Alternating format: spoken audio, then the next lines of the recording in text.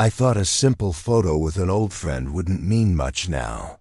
I find myself navigating through silence and distance. I'm Emily 29, and I never imagined my life would take such a turn over something so small. 3 years of marriage, now filled with uncertainty because of a single picture. James always said I didn't think things through, but I felt he just liked to be in control of everything. We met fresh out of college while I was working at a local bank. He came in to resolve some issue with his accountant kept returning with small trivial problems. It was obvious he was interested. James had a steady, reliable charm, not the type to sweep you off your feet, but the kind that made you feel secure. He was on track for a promotion at his corporate job, and we quickly built a life together. After 8 months, married 6 months later.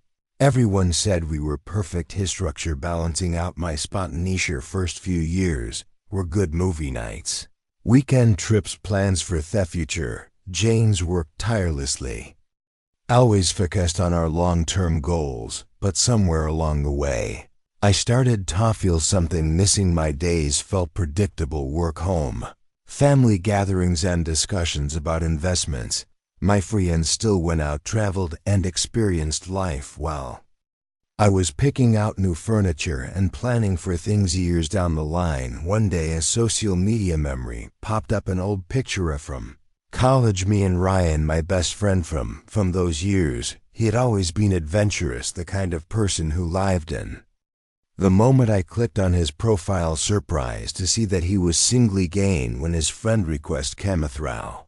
I accepted it without a second thought. James never understood my need to stay connected with old friends. He believed we should be enough for each other, but as I scrolled through Ryan's updates, laughing at his travel stories and spontaneous adventures, I couldn't help but feel a twinge of nostalgia. When our college reunion was announced, I felt an excitement I hadn't felt in years. It was a chance to see old friends, to remember who I was before I became part of a structured life.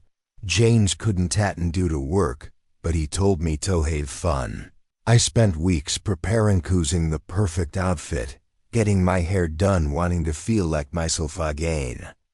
The reunion was everything I had hoped for: last memories, catching up with people I hadn't seen in years. Then I saw Ryan. He hadn't changed.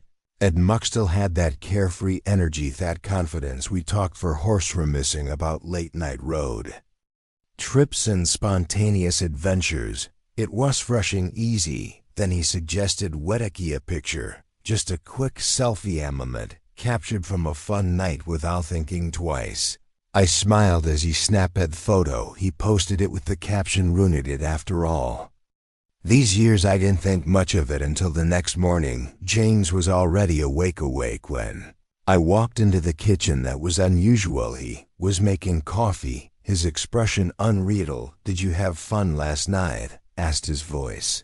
Neutral. "Yeah, it was great seeing everyone," I said, sensing something was off. Then he turned his phone toward me.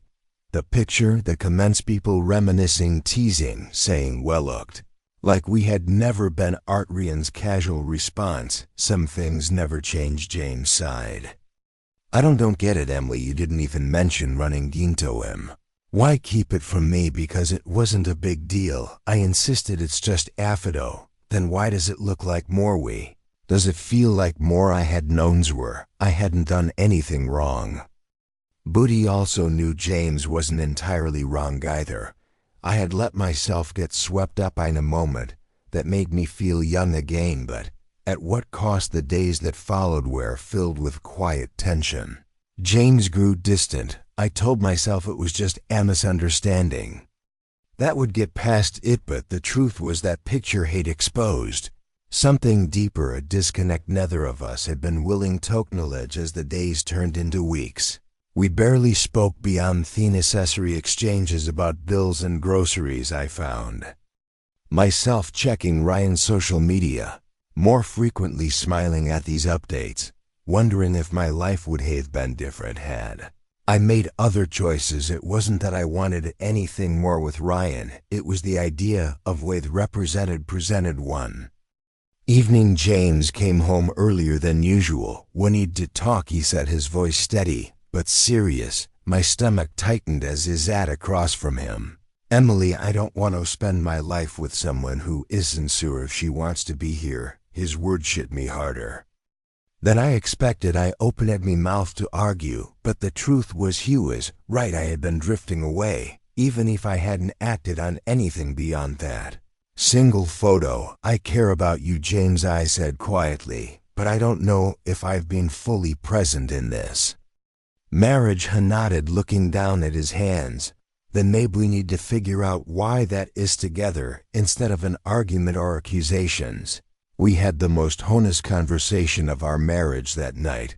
Talked about how we had lost touch with what made us happy, about how we had let routine take over, and instead of nurturing our relationship in the end, we chose to work through it, to recon, to find new ways to bring excitement into a relationship instead of seeking elsewhere. The picture wasn't the problem, it was the wake-up call we needed. Small choices matter. A single moment can change everything, but sometimes it's not about what happened. It's about what you choose to do next, and we chose to fight for us.